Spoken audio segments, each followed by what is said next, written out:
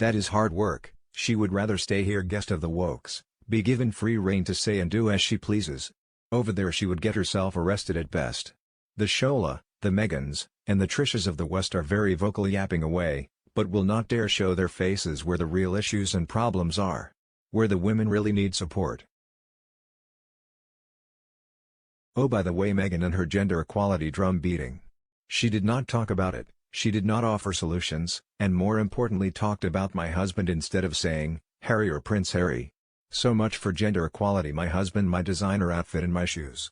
If they are equal, why did she not call him by his name?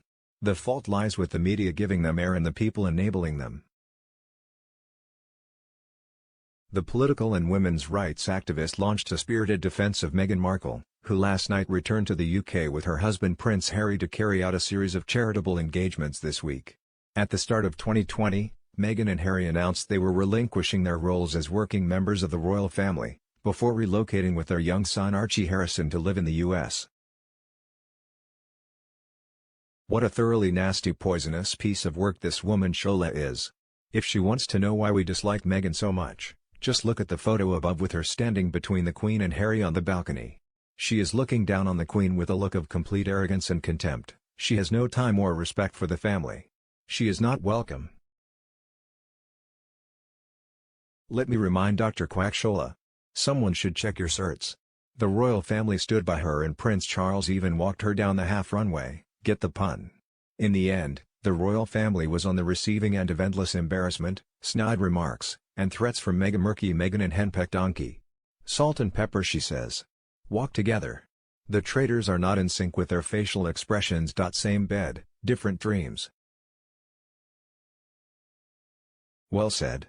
The royal family didn't force her to throw tea over a person in Australia. They didn't make her bully a 3-year-old princess. They didn't make her and Harry leave, it was their own choice and was planned even before they got married. She was welcomed by the royal family and by the citizens until they left, and she showed us her true self on Oprah. Their trip to the UK comes days after Meghan's interview with The Cut magazine, in which she said it takes a lot of effort to forgive and hinted that she can say anything. The former actress claimed that just by existing she and Harry were upsetting the dynamic of the hierarchy before they stepped down as senior working royals more than 2 years ago. Dr. Shola Moshogbamimu has claimed Meghan and her husband Prince Harry are successfully proving it is possible to live a life of service outside the suffocating confines, antiquated protocols and rigid structures of the royal institution. She believes it will be hard for the royal family to acknowledge it handled the Duchess of Sussex's arrival and subsequent departure from the firm badly and do better. The political and women's rights activist wrote for the newspaper, Harry and Meghan are successfully proving that it is possible to live a life of service outside the suffocating confines, antiquated protocols, and rigid structures of the royal institution. I rather suspect the royal family is part of the I don't like Meghan Markle brigade, which means that it will be hard for it to swallow its pride, acknowledge that it handled Meghan's arrival, and subsequent departure, badly, and do better. Instead, I expect so-called palace sources and royal experts to be briefing against the couple on this trip. Will the royal family learn from Harry and Meghan, embrace them and adapt in order to survive? I very much doubt it, but I would be delighted to be proved wrong. Dr. Shola also claimed that since stepping down from their roles as senior working members of the royal family, Meghan and Harry have in fact achieved more global recognition than any other current working royal. With the exception of the Queen. She added the couple's brand is more powerfully relatable than that of the royal family, which is losing public support over the Sussexes. The political and women's rights activist wrote, in the 2 years since stepping down as senior royals, Harry and Meghan have achieved more global recognition than any other current working royal, with the exception of the Queen. Their brand is more powerfully relatable than that of the royal family, which is losing public support over the Sussexes just as it did over its appalling treatment of Princess Diana. Young people, the future of this country, listen to the Sussexes. Meghan's podcast, Archetypes, went to #1 in Spotify's chart in the first week of release. On Monday evening, Meghan and Harry made their first public appearance in the UK since returning for the Queen's Platinum Jubilee, with the Duchess of Sussex giving a keynote address in Manchester for the One Young World Summit.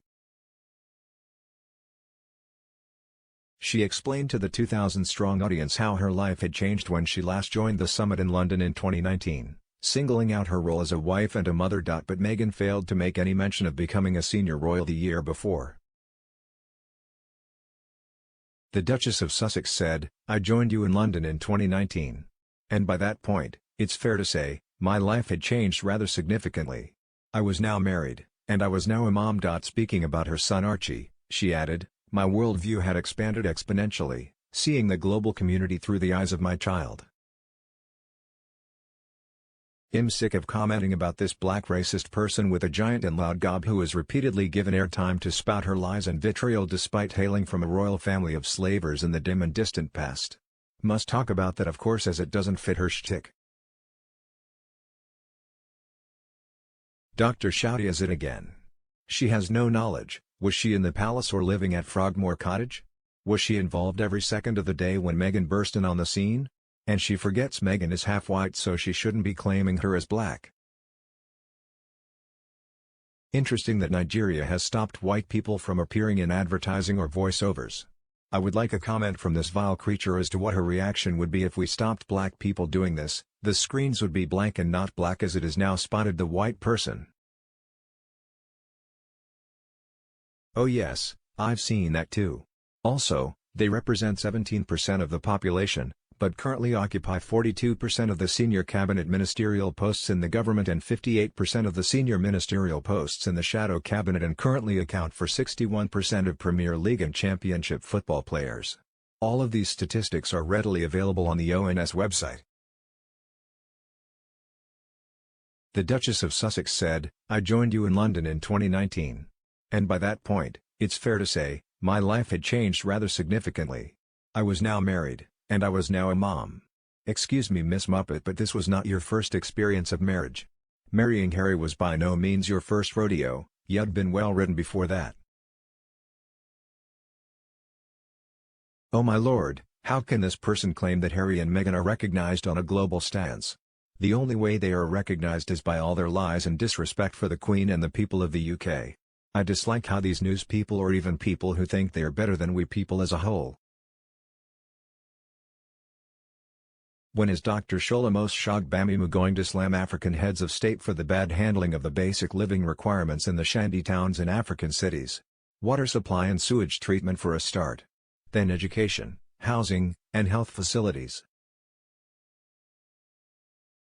This woman is a pure nightmare. When I lived in Australia and some citizens, no real original Aussies, started provoking and fighting in an eastern Sydney suburb. Chaos, and the then Prime Minister made a clear statement, headline on all newspapers, that if you cannot behave, nor accept our rules, unable to assimilate, well, it will be very easy for us to take away your passport. You are then kindly asked to leave. Full stop.